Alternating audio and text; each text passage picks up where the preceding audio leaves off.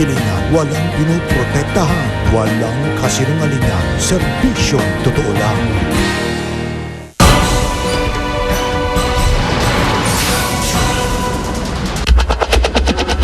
Sa aming mga ulat ngayong gabi, ang papataas na kaso ng incest.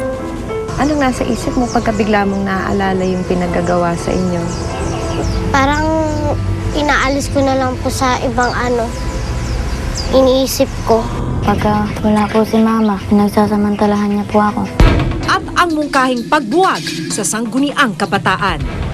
Kasi ginagawa nga ng senior Ba't hindi namin kayang gawin?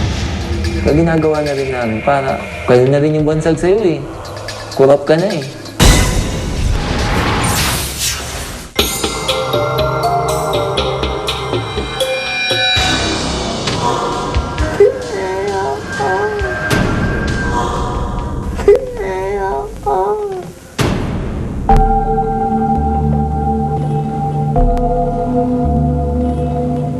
Sa kanilang inosenteng titig, mababakas ang kanilang kamusmusan. Pero minsan, ang mga walang muwang at bubot nilang katawan nakararanas ng paglapastangan mula mismo sa sarili nilang katugo. Isa ang 12 taong gulang na si Nicole, hindi niya tunay na pangalan sa nakaranas ng panghahalay ng sariling ama.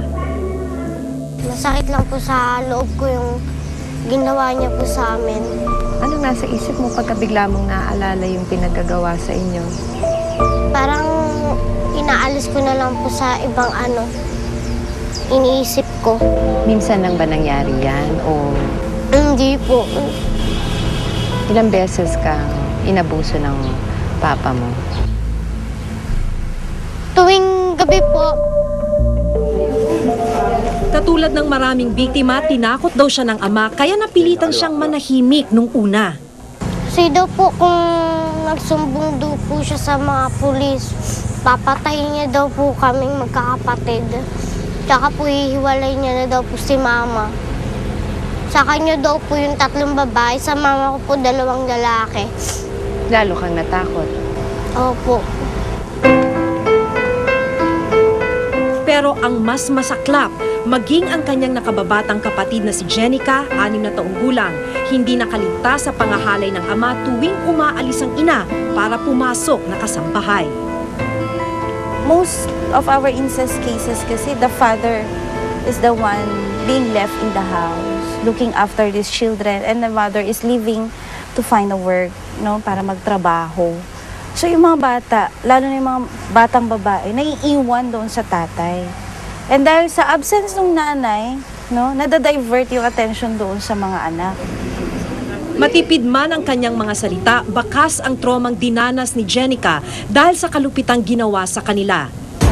Sa unang 3 buwan pa lang ng taon, umabot na sa mahigit 400 ang bilang ng incest cases o panggagahasa ng sariling kamag-anak ang naitala. Noong 2009, mahigit 600 o 30% ng kabuuang bilang ng sexually abused cases ay incest cases. Ang problema, habang dumarami ang bilang ng mga biktima, tila hindi naman nadaragdagan ang mga bahay na dapat sana'y poprotekta at kakalinga sa kanila. Sa buong bansa, mayroon lamang 13 DSWD shelter. Kulang talaga. Dito sa buong, we say, Region 3, mayroon sila, I think, 2 lang bahay. No, certainly dito sa, in Region 3, ang gobyerno maybe 3-4 na maliit ng bahay para sa daming biktima.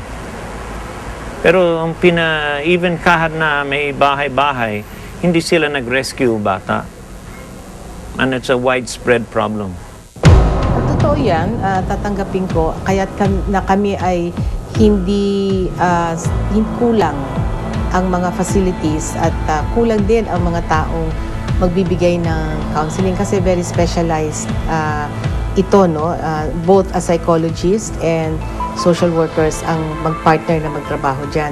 Kaya't nakikipag-partner kami sa iba't ibang mga NGOs din,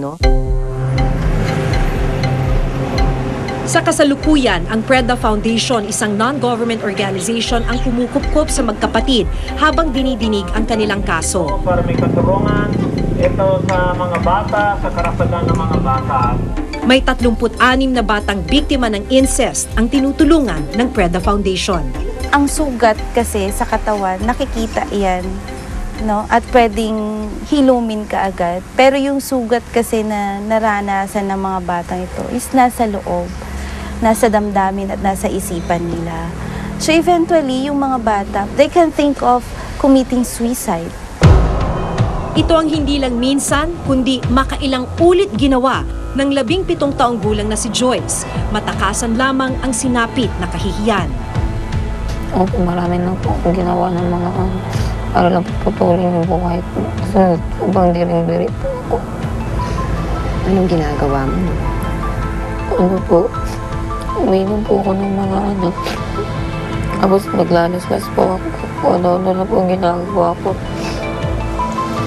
Matindi raw ang sinapit ni Joyce dahil hindi lang isa o 2 beses nangyari ang pangahalay sa kanya ng sariling ama, kundi umabot ito ng 7 taon. Hindi po daw ako pumayag, iwanan po daw niya yung mga kapatid po. Tapos kung iwanan daw niya yung mga kapatid po, sino daw bubuhay sa kanila. Pero mas nagulat kami sa revelasyong isiniwalat ni Joyce. Nung time po na gabi na yun, nagulat po ako, si mama po yung nakiusap sa akin.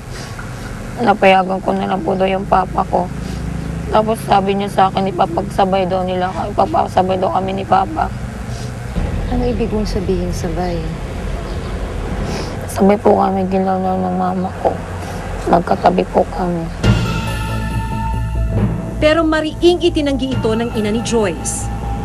Gawa-gawa niya yun kasi ayaw niya sa amin magpadisiplina bilang magulang. Kasi sabi ko nga sabi nga ng pinsan ko, kung ginawa niya yan dito, paano mo siya saan magalaw? Isa lang ang higaan. Ang liit-liit ng bahay yung tiniran. Kasi bahay yan ng pinsan ko. Ang liit-liit yan. Tapos ganito lang kaliit yung higaan namin mag-asawa dyan sila sa kati. 4 sila dyan maghiga. Bakit siya gaanohin ng tatay niya? Dahil hindi naniwala ang ina, pinili na lang ni Joyce na ituloy ang laban ng mag-isa. Ang mas masaklap, minsan na ring nagbunga ang ginawang paglapastangan sa kanya ng ama. Anong ginawa mo nang nabuntis ka? Hindi ko naman po alam na buntis ako. Tapos nalaman ko po yun.